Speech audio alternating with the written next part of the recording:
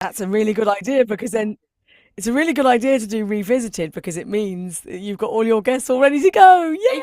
Exactly. So, everybody, I am so happy to welcome back to the podcast the gorgeous Esther Stanhope. She is here today to talk to us about her brand new book, Visibly Brilliant. Hello, Esther. Hello, thank you so much. Thanks for having me back. It's great to see you again. It's been, we were working it out, weren't we? It's like 3.5, nearly 4 years ago. I know, and we're still alive and kicking. Alive, we're thriving, juggling our lives. Exactly. We've had trials and It's, tribulations, so yeah, that's it's true. great. It's great to come back, and particularly to with this is my second book, Yeah. and which is really exciting for me. All about being visibly brilliant. Ah, so it's such a compelling phrase, Esther, isn't it? Like visibly brilliant. How does that phrase be explained in the book? Like what does that mean in day-to-day life, like professional life? You're absolutely right, because visibly brilliant could mean anything. And actually, if you Google it, things about makeup come up, or Yeah, clothes or, being visible.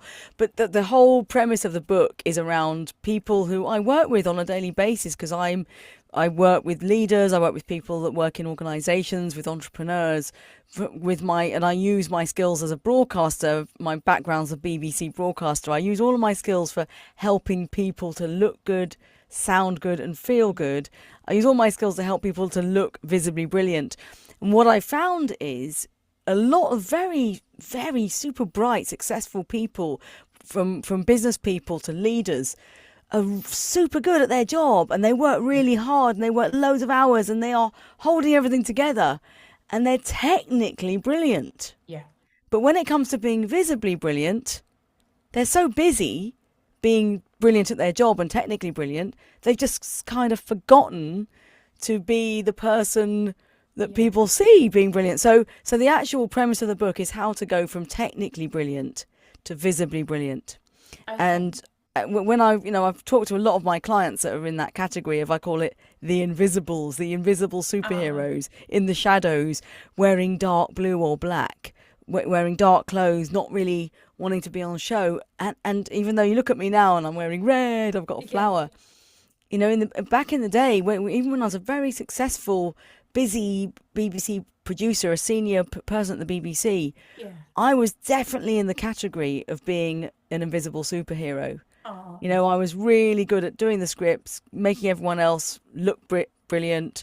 I was there wiping their tears, ah, writing their scripts, holding everything together. And I was almost intentionally in the shadows. I was almost intentionally wearing black and navy so I wasn't visible. I almost yeah. didn't want myself to be in the spotlight at all because I didn't really like the attention.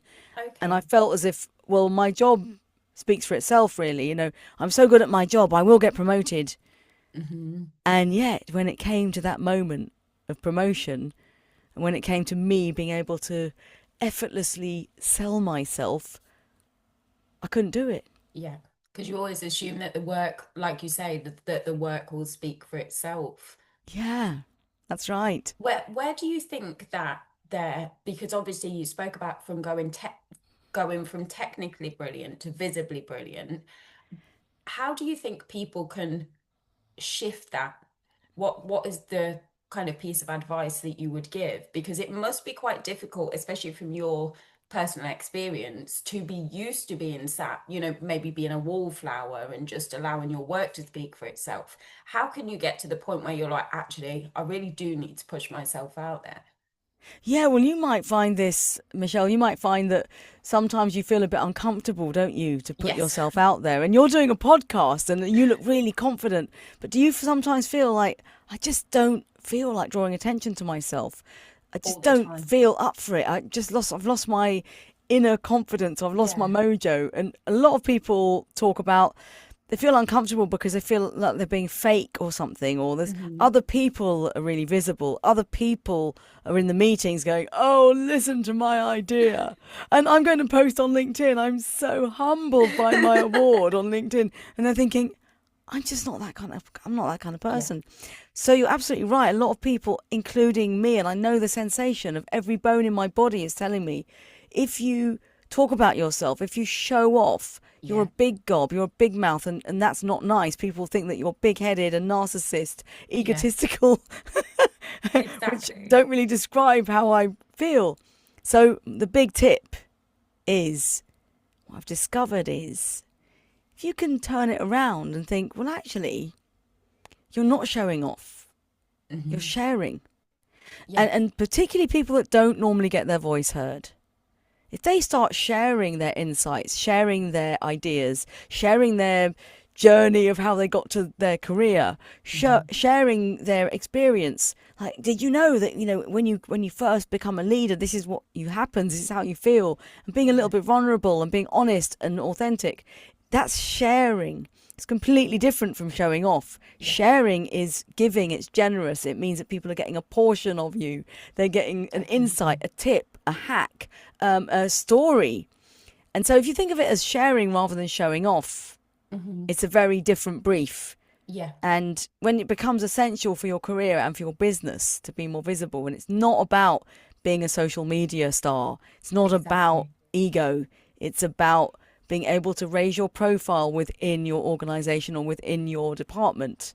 Yeah, It's very definitely. different from having to be, get a million followers on TikTok or Hmm. whatever.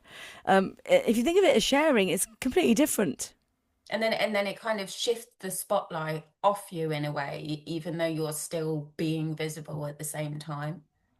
Yeah, it becomes yeah, it's not about you then. Yeah. It's about what you're helping others do. And I love the Michelle Obama quote, which is, "You can't be what you can't see." So Yes. it's really important to be the person that people can see, because if Hmm. people see you, they might think, "Oh, she can do that. Well, maybe I Exactly. can do that." And because if we only have let's call them the visibles, if we Hmm. only have the visibles being visible, one type of person, one type of loud voice, then we always think, oh, well, I'm not really that. I can't really be the person standing at the front. Yeah. But if we have many, many more people from different backgrounds, different voices, different genders, different outlooks on Hmm. life, we have different people, then we can start seeing our role models Yeah. and we can start being our role models. Definitely. And it's like you say as well, it's not about being the loudest. It's not about being the one with the most followers. It's almost I say to my clients a lot, as hard as it might be for some people to put themselves forward and be visible, if you don't do that, then you're essentially robbing the world of your own expertise or your own value. And it would be such a waste. Yeah, absolutely. I mean, the world is a better place with you in it, sharing your ideas and expertise. Definitely. So, but it's so interesting because I really did shy away from the spotlight. And even though I've been in showbiz my whole life, I've been interviewing celebrities, I've been on camera, on film, recorded so many times. I used to edit myself out. Oh. I remember going to the studio and I'd, interview, I don't know, Barry Manilow, and I was in the at 3 a.m. editing Barry Manilow's interview. And I used to, even my voice going, oh, yes, mm-hmm.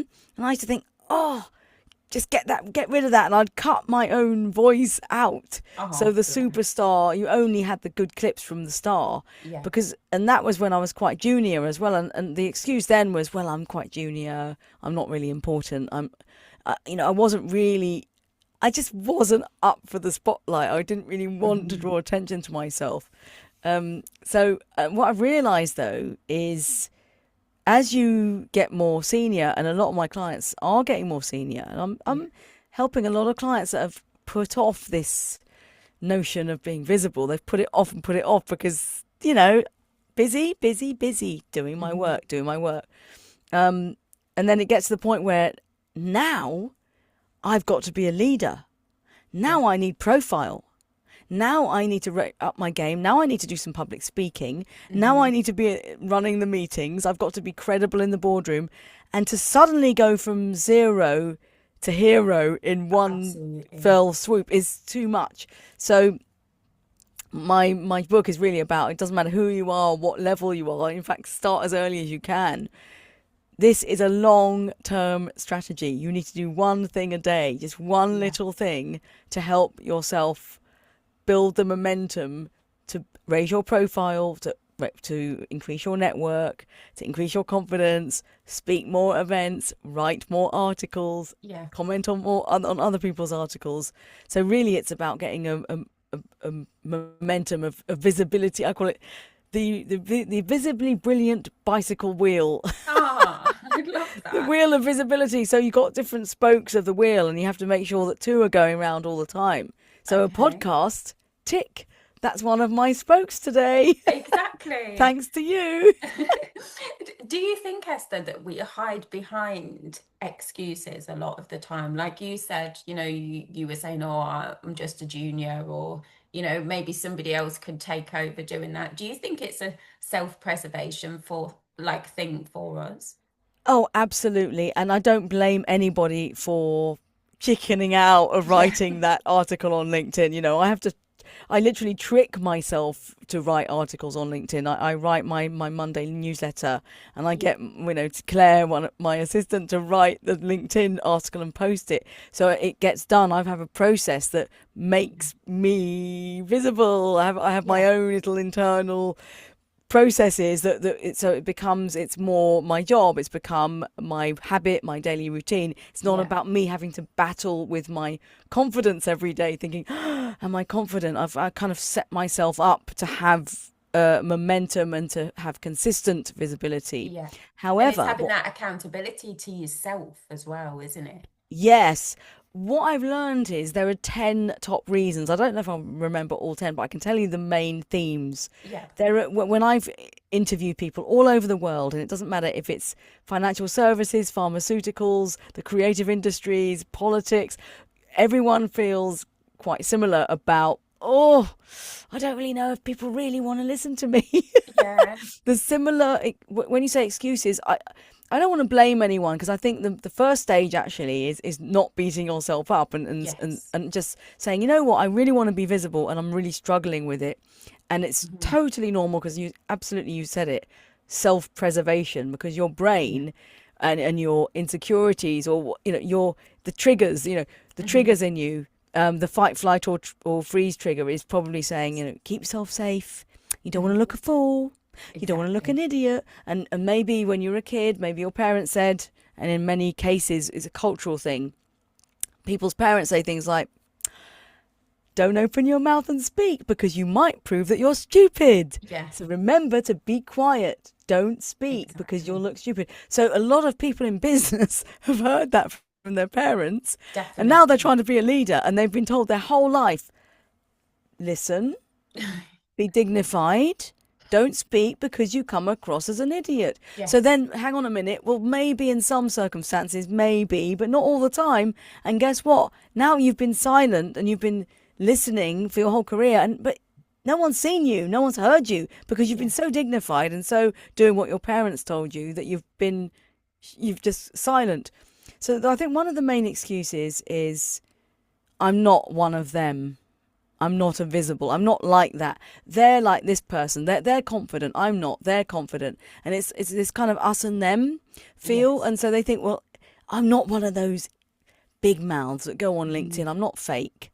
I'm not obnoxious. I'm not selfish. I'm not that sort of show off person. Yeah. So they kind of rule themselves out. I'm not that. End of. Done. It's I'm not not for doing it. me. And then there's other reasons, like that internal script. Like I've got my own internal script, Yeah. and I struggled at school because I didn't even know that I had dyslexia, Okay. and I've overcompensated for my lack of spelling. And I mean, I've got my two books out, and I still feel like I can't really write. Like, shh, don't tell anyone. I Oh, can't really write imposter properly. syndrome. And I do remember, I didn't feel as if I was. I mean, this is awful to say, but I didn't feel as if I was attractive enough. I was overweight. And I remember my great auntie saying to me when I was about 6 years old or something, I remember her looking down and saying, look at those thick arms. And I just remember thinking, Cheers, oh, auntie. yeah, I know. But, it's things like that. I'm Mhm. quite short. I'm never going to have long limbs. I've got quite short limbs. I've got quite thick arms, right? But isn't that funny that I'm not tall enough, I'm not thin enough, I'm not tanned Yeah. enough, I'm not clever enough, I can't spell very well. I mean, I could come up with 100 excuses of Yeah. why I shouldn't be the person, and I know that many people feel like that. That's a kind of cosmetic how you look, Definitely. um, but a lot of people feel like an imposter, Yeah. imposter A syndrome. hundred percent. Like I'm not really, clever. I'm not really intelligent. Mm-hmm. Then why would they listen to me? Why Yeah. would anyone possibly listen to me? It's a real. I hear that all the time. But why would I Okay. post? What would I post? Yeah. Why would anyone want to hear my point of view? Yeah. I'm not interesting enough. I'm not clever Yeah. enough. I'm not qualified. There's so much, isn't there? Yes. Yeah. Yeah, I Yeah. find it really fascinating. There's also other reasons, obvious reasons, like I'm just too busy. I'm so busy Yeah. doing my job, so busy, can't think about myself. I mean, that's selfish. I'm just busy. I'm really important. Got an important project. Yeah.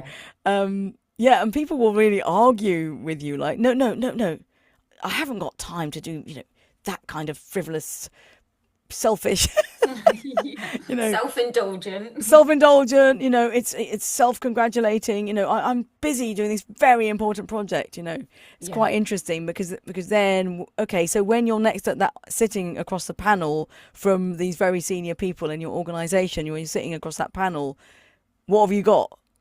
Mhm. Where are your speeches? Where are your conference appearances? Where's your Yeah. charity work? Where's your mentorship? Where's your leadership experience? Where's your speaking experience? Where's your profile? If they Google you or look you up, where's your photo? Where's your film? You need to have a profile if you want to be Definitely. taken seriously as a leader. And it doesn't mean social media profile. It means generally the people in your organization, they Yeah. need to know who you are. They Yeah. need to have seen you. They need to have seen you demonstrate your leadership style, your personality, your stories. Yeah. And so if you're so busy doing your job, where is that profile? Exactly. And how can you be expected to be a really good leader who's integrated with their workforce or their colleagues when nobody knows what you're about? Like, who are you as a person even? What are your interests? What are you good at? What do you struggle with? I think it's so Exactly. important to keep it on the human level, isn't it? Absolutely. And I think that's another reason that people feel like, particularly in the financial services, people feel uncomfortable being themselves or putting themselves out there. So they say things Yeah. like, yeah, but I mean, people don't need to know about my personal life. I mean, my personal life isn't really important. I'm important. This project's important. The clients are important, not Yeah. my personal life. And you know what? What I've realized, what I've learned, particularly in Europe, when I run leadership groups and I'm helping them with their speeches and things, Yeah. what I hear is that there's more and more exercises and training weekends and leadership development style bonding sessions, Totally. where it's all about the person. Yes. The Very trend much so. now is to tell stories about how you were as a child, or if you had a tragedy in your life, or if there's a death Yeah. in the family and how it affected you, or your attitude towards health, money, menopause. Hmm. Everybody is now encouraged to share more about themselves. Yeah, And it's not that you definitely. want to, air your dirty washing in public. Exactly. It's not about that. It's not, oh, my divorce. It's not about, don't just open your heart. Yeah, However, people do want you to speak from the heart, and that definitely. does require some courage. But you can also keep it relevant to the job at hand, can't you? If you have something to promote or if you have a business, you can still keep it relevant to what people need to know. Like you said, you don't have to open the floodgates and tell everybody everything, but if it's No, something relevant that they're going to resonate with and then in turn feel a connection with you, then they're yeah, going to want to exactly. work with you, aren't they? Yeah, like I mean, if you had a health issue, like I had a health issue in 2017. I had a mild heart attack, and that did affect my outlook on life, and so it Yeah. affected me as a person, I don't like to make that the major part of my personality. But all Yeah. I can say is the part that makes it relevant is, first of all, YOLO. You only live once. Exactly. I mean, it's quite a nice kind of refresh. If there's one good thing that's come out of it, it's like I sometimes forget because I take meds and I feel fine, I feel healthy, and sometimes Yeah. I just forget that I did have a scare, and it wasn't a near death experience. It was just quite a shock to Yes. think that I had at the age of 45. I had a condition that most 80 an 80-year-old is more likely to have that condition, not a 45-year-old. Wow. But that was the reason I wrote my first book. I was sitting Goodbye, in the Royal London. glossophobia. Yeah, goodbye glossophobia, about public speaking.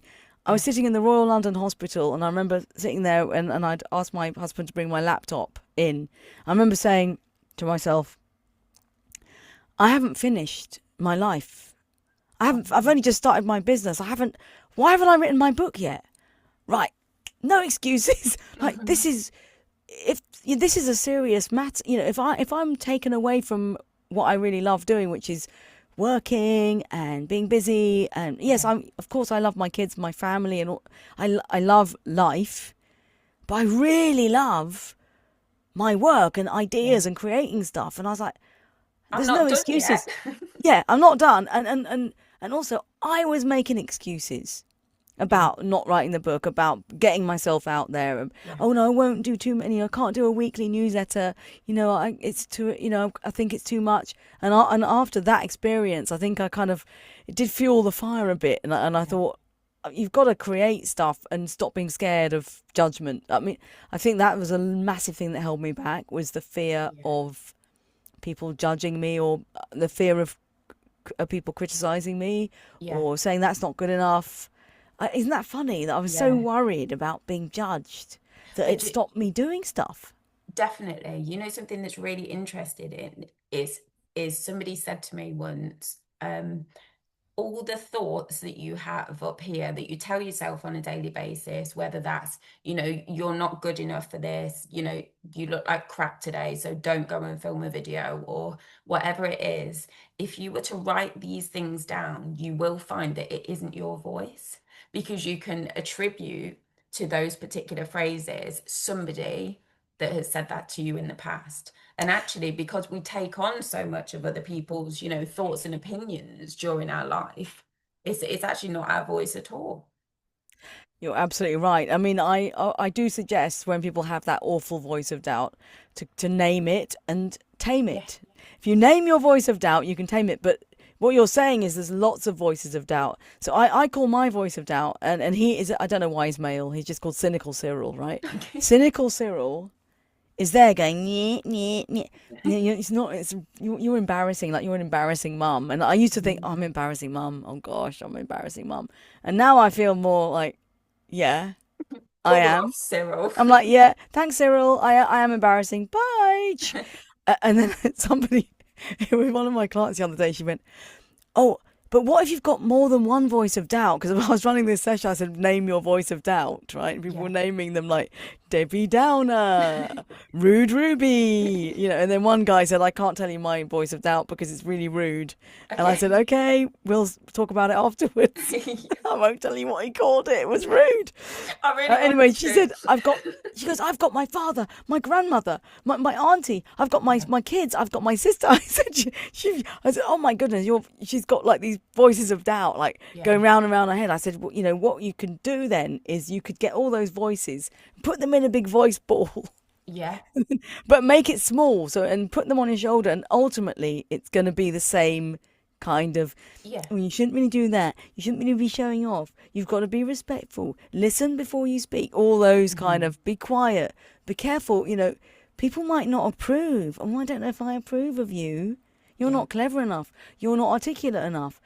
Other people are much cleverer than you. Other people are Mhm. much better at leadership than you are. You're just a silly little girl. You Yeah. can hear it. You silly little girl. You're just a bit stupid. Mhm. It's terrible. I could switch into that. I could Yeah. switch into the voice of doubt so easily. It's so difficult, isn't it? What For about your some, voice of doubt? Do you have one, Michelle? yeah, I've got bloody loads, Go on, me. give me what is the one thing that your voice of doubt gets you at? What is the one like the trigger? What's like the worst thing it says? I think it's people are gonna think that you don't know what you're talking about. I Right. So think it's that's kind what of it is. stupid. Like you might look a fool. You Yeah, might be. People are going to think you're stupid. definitely. But they're not going to respect you. Or it's like And who is she to talk about that? yeah, That that's kind of so thing. funny. It's funny because people say that. They say exactly that. Like when I ask them, so what exactly is your voice of doubt saying? And they say exactly, who does she think she is? Yeah. So I wonder who said that. Is that a school? That sounds like school. Yeah, Sounds like maybe. maybe siblings. People that are No, not jealous. yeah, it was definitely It's school. I think. jealousy. That's a real jealousy one, isn't it? It's a real jealousy. Like, who does she think she is? Anyone saying that must feel bad about themselves. Yeah, exactly. They say that, don't they? Hurt people. Yeah, that's right. Oh, So, so I try to not get obsessed with that. I really try, and then it comes back. It yeah, eats away at you. Cyril doesn't go away. He comes back almost every day, and I have to go, okay, yeah. thank you. But I think, Esther, what you've done there is really clever because you've taken it out of here and you've separated it. So you've given it an entity, which means that it isn't your thought. So I think that's a really useful thing to split that. Yeah, and you know what? When you actually do know people that are a bit cynical, and I do know people, and I know they're going to disapprove, and I love my mum. You know, we get on so well, but she makes the odd comment which is just so disapproving. Oh, You're like really like, oh, oh, so what do they make of you when you turn up with your at a bank or somewhere like that? I mean, what do they? I mean, how do you not get intimidated by that? mhm. She says things as if it's like, Cyril, is that you? yeah, no, no, it's like because what in my head I'm translating that into exactly this kind of thing, like.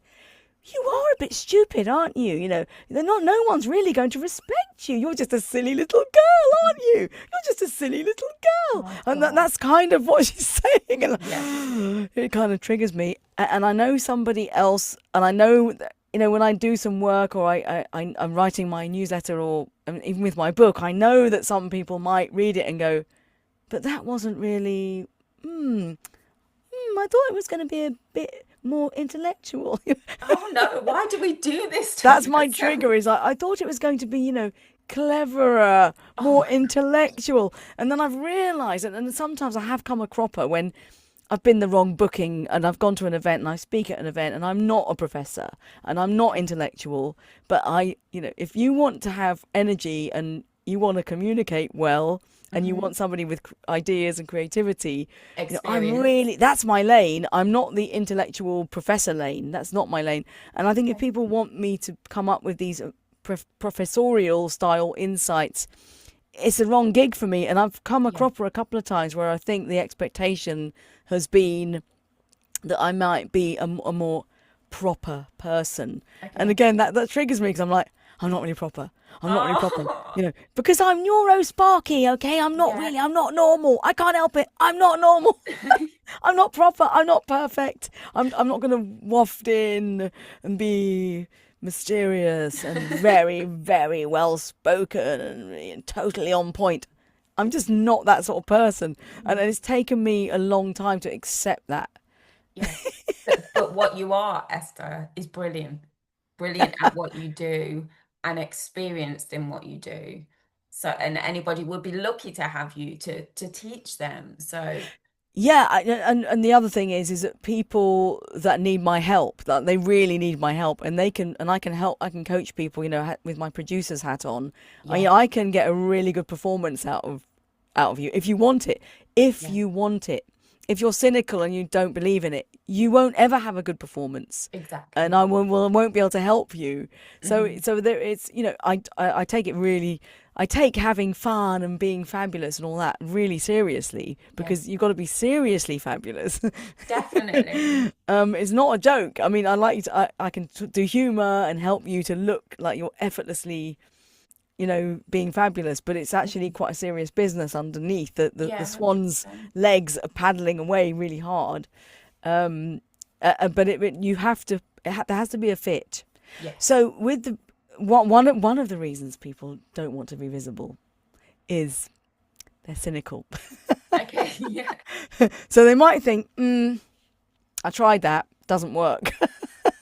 And I don't really believe it. I don't believe you. I've done it Hmm. before. It doesn't work. It's all a load of BS, Yeah. which is fair enough. And if you're cynical, I'd say, bring on the cynics.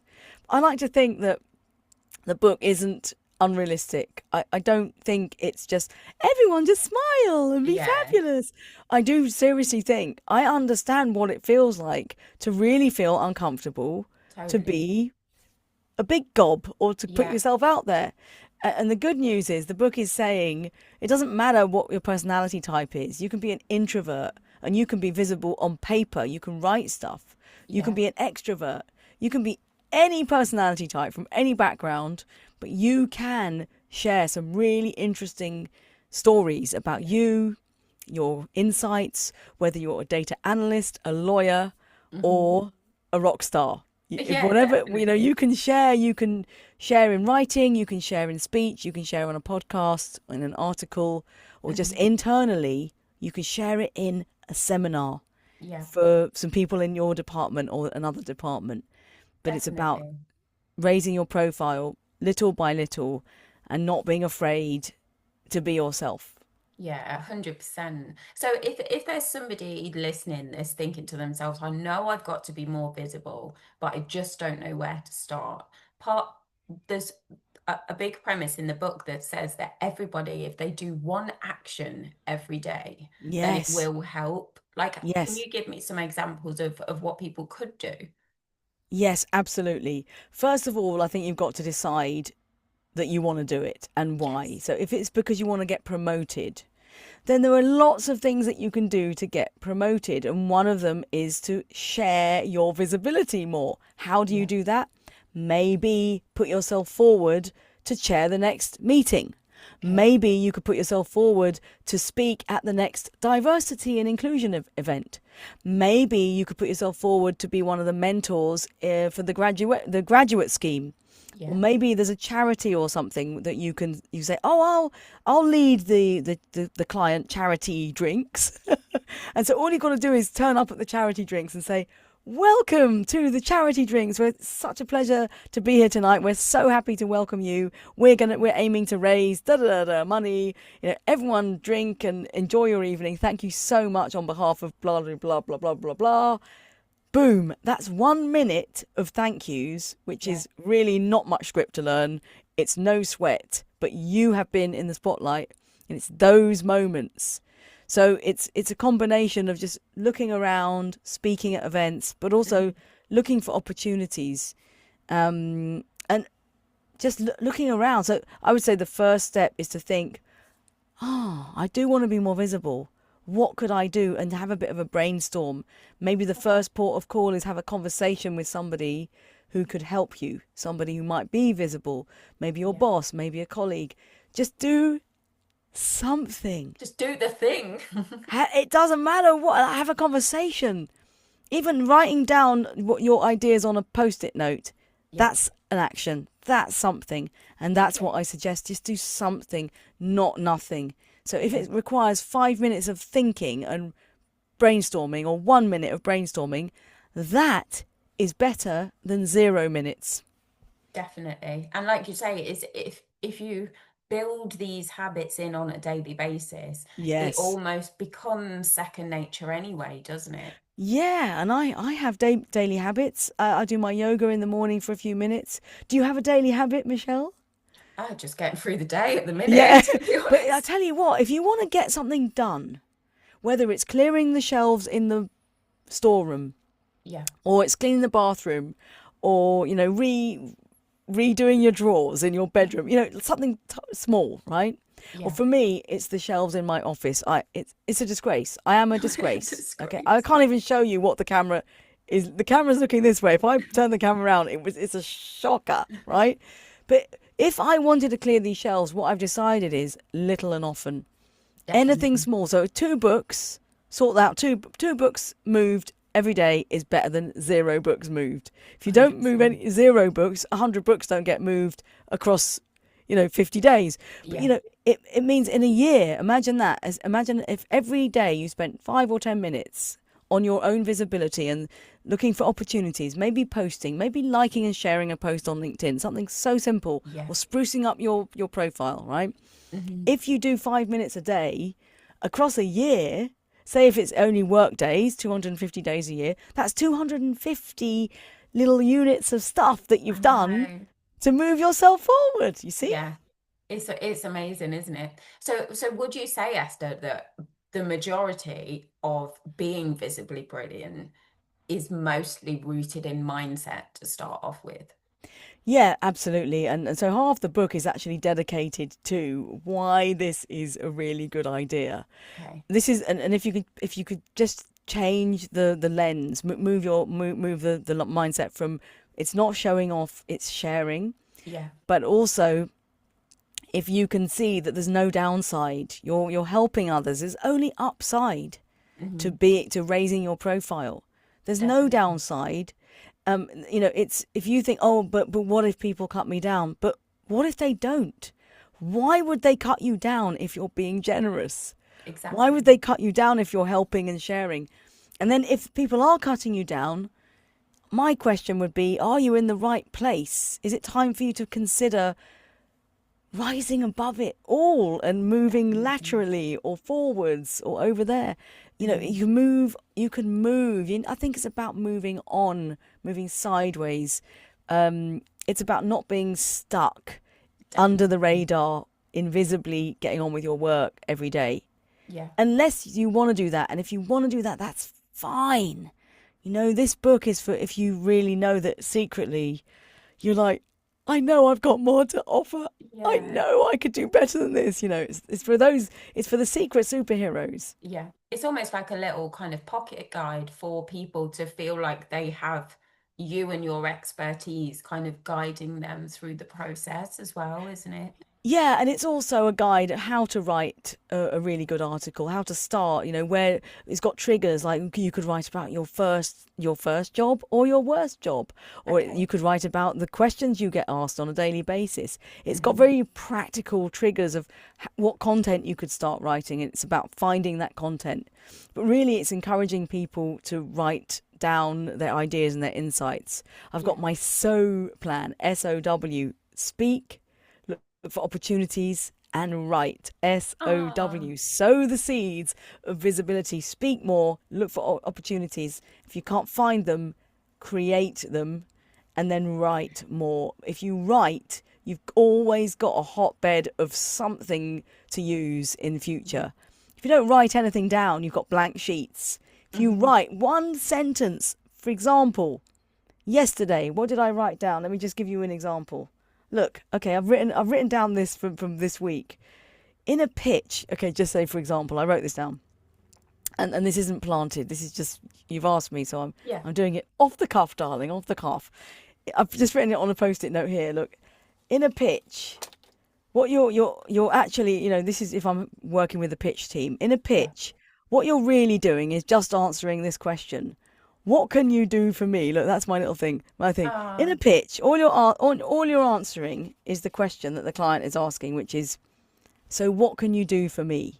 What can you do for me? And if you can answer that question, that would be a really good that would be a really good way to approach your entire pitch.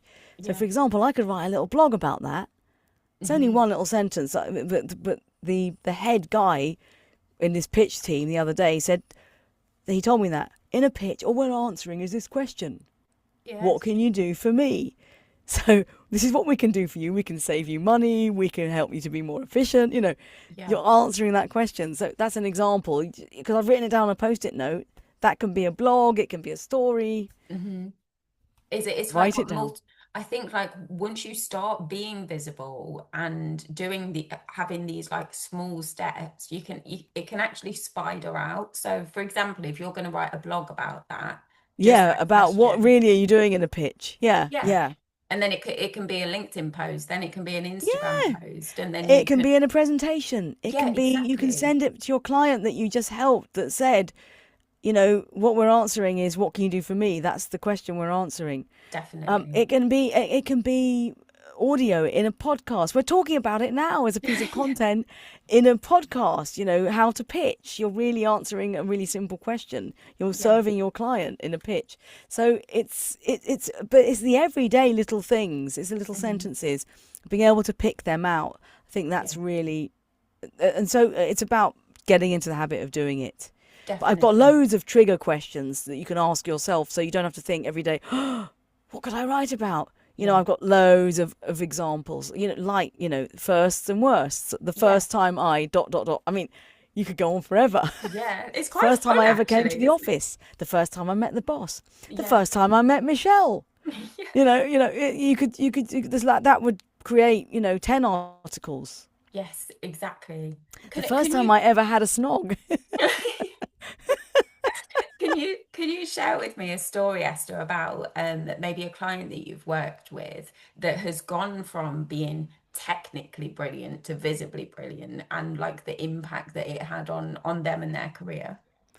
Absolutely, because I've worked with many people where that has been their story. So there was one client, and let's just put it this way: she was very, very senior, worked in a bank, and she was super bright, brilliant at her job.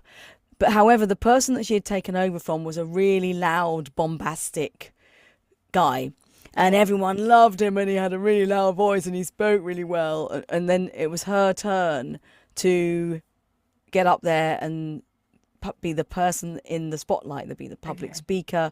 And again, my first book was about public speaking. This is kind of like it's like the second book to the first book, Yeah. all about public speaking. And I think public speaking is a bit of a trigger, isn't it? Because Yeah.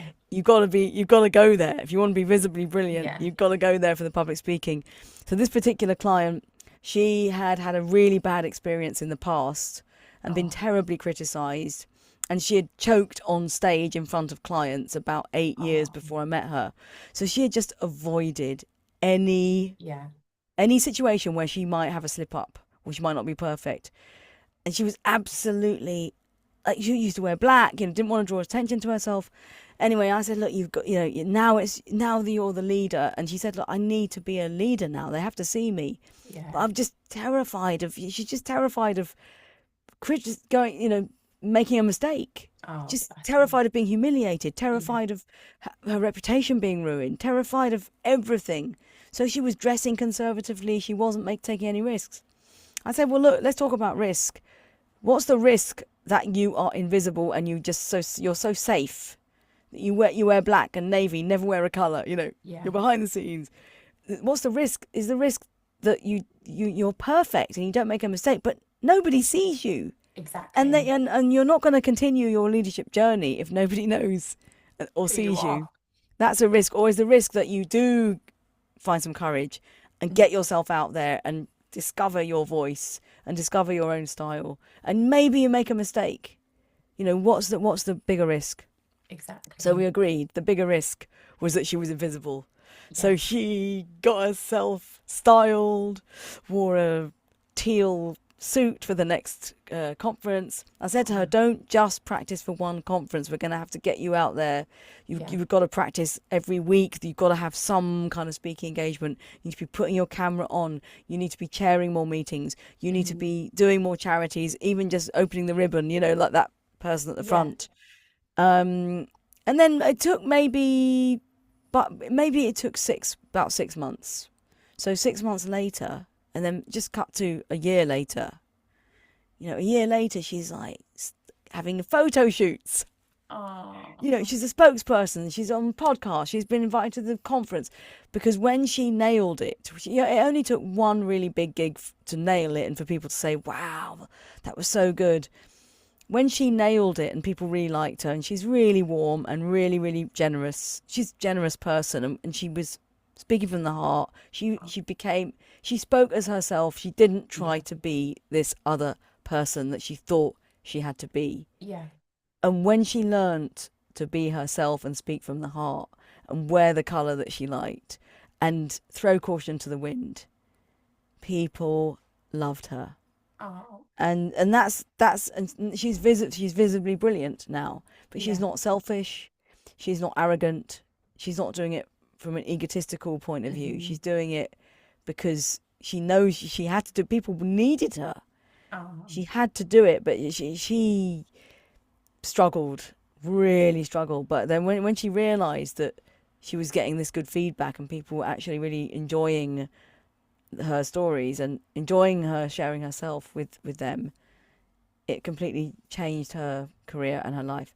And I I bet think she's you been like promoted. even can like visibly see a difference Yeah, in her. and I think she's been promoted probably 3 times. Wow. And she's a spokesperson. She's quite often doing videos and all kinds Yeah. of things she never would have done before. Oh, bless her. Do you So think? that's an example, and it's the fear of making a mistake, Yeah, and then you go there, and then you just throw caution to the wind. You've got to be quite courageous to do that. yeah. And I think it takes time, doesn't it? But like you say, if you can implement Yeah, it doesn't happen regular overnight. You've things, got to do this little and often. yeah, You've got to do the bicycle wheel. You've got to have a momentum. Yeah. 100%. So what would you say to somebody who doesn't think that they need to be visible? I would say, can you tell me what to do? Please give me your confidence. I would love to know if Yeah. you're effortlessly visible and you don't think you need to be visible. Mhm. Great. And if you genuinely think, no, I don't need to do it, fine. You will see the light. When Yeah. you see the light one day, if you need to be visible, that's fine. If you feel like you don't need to be, that's fine. But don't expect to be promoted over others. Yeah. But I think even more so now though, don't you, since like the pandemic and the way that we've worked is has changed. If it's a lot more remote working, and then you've got the lion's den that is social media, it's even more important to get your voice heard, isn't it? So it is becoming more difficult, which is why people need to be putting in the work now in order for it to be paying off for them. Yeah, absolutely. And I think it's about finding your niche, finding your platform, and not trying to compete with people that have millions of viewers. Because this isn't really Definitely. about having millions of viewers and followers. It's about finding your voice in your niche audience, in whether it's your organization. I work mainly with people that are working in organizations. Okay. That's the important thing. I do work with people that have that are high profile as well. For people that are famous, it is more about standing their ground and having Yes. their authentic voice and not trying to compete and not trying to compare with others. I Yeah. think that's a real road to ruin, is compare and despair. That's Yes. what I say. You can only do it your way, and you're never Mhm. going to be perfect. But you've got to find Exactly. your path. Yeah, and stay authentic as well, isn't it? Yeah, you've got to be yourself. You've got to have your own authentic voice, not try to be like somebody else. That's really important. Definitely. Esther, where can people buy your book? Well, it's on Amazon and all respectable book outlets Excellent. online. If you go online and you look for Visibly Brilliant Esther Stanhope, it's Yeah. there. You can pre-order it now. You can order it now. When this goes out, I'm sure it will be online. Actually, you can buy a special edition copy on my own website. So if you Google Esther Stanhope, Yeah. com or Esther Stanhope and you find my website, you get a special glossy edition with flaps. And that sounds quite remarkable, doesn't it? You get glossy flaps, right? Okay. And it's only £12, reduced from 15.99. But if you want to get Wow. it from Amazon, or you want to get the Kindle version Yeah. or the ebook version, it's all on Amazon. It's on all the different book outlets online. So just Google it, Visibly Brilliant, Esther Stanhope. If you want to get in touch with me, just Google estherstanhope.com or go to estherstanhope.com, and there's a Yeah. contact form. It's quite easy to find me on LinkedIn as well. Just Okay. there's not that many Esther Stanhopes. Okay. Unique. See, because you're visible, people will be able to find you easily. Yes, I think I'm quite good on the Google search engine, Okay. on the SEO. I don't know. I haven't tried doing it as a stranger. In fact, you could try doing that I and seeing if will. I can see if it comes up. I think I Yeah, come out quite near the top, I will do. depending on what sort of cookies you have. Yep. Okay. Um, Esther, a little birdie tells me that you've recently taken up the ukulele. Yeah, the ukulele. I think that's what they call it. Ukulele. Ukulele. Yes, Would I you took like up to the get out your ukulele. ukulele? The ukulele, yeah. So years ago, for many years, and I still do, I played the saxophone. And Okay. my kids always joke, go, "Oh, mum only ever plays it when she's drunk." Because why would you pick up a very big, loud saxophone and play it? Unless you're in an orchestra, a band. And I used to be in a rock band when I was, 18 or whatever, which is a Oh, wow. long, long time ago. The thing is, I don't really pick up the saxophone. It's just too loud. I mean, it's just Okay. not really. So I thought I really want to play music, and I want to be able to just play a little ditty now and again, Okay. right? So I bought this. So can you hear it? Yeah. I bought this soprano ukulele. Ukulele. I bought the soprano ukulele, right? Because it's so small, it's so light. It's light as a feather, and I thought I'm going to make a theme tune for the book. Okay. Do you want to hear it? I would Ready? love to. Take it away. Okay, ready? You might recognize it from the 1980s. Invisible. I feel like I'm invisible. You treat me like I'm not even there, like you don't even care. And that promotion, it ain't going nowhere. Invisible. I feel like I'm invisible. You treat me like I'm not even there, like you don't even care. And that promotion. I just learnt that chord. Promotion. It ain't going nowhere. Invisible. Oh my God, I love that. That's brilliant. What a It's so funny. perfect way to end the episode, Esther. Thank you so much for Oh, coming on. I only just learnt that those chords. Yeah, It's a bit of amazing. fun, isn't It's it? exclusive as well, isn't it? Yes, and why not? Exactly. Why not indeed? Well, thank you Oh, so much, and it's been a pleasure to chat to you. thank you, Michelle. It's such a pleasure, and I'll come back anytime. Yes, definitely.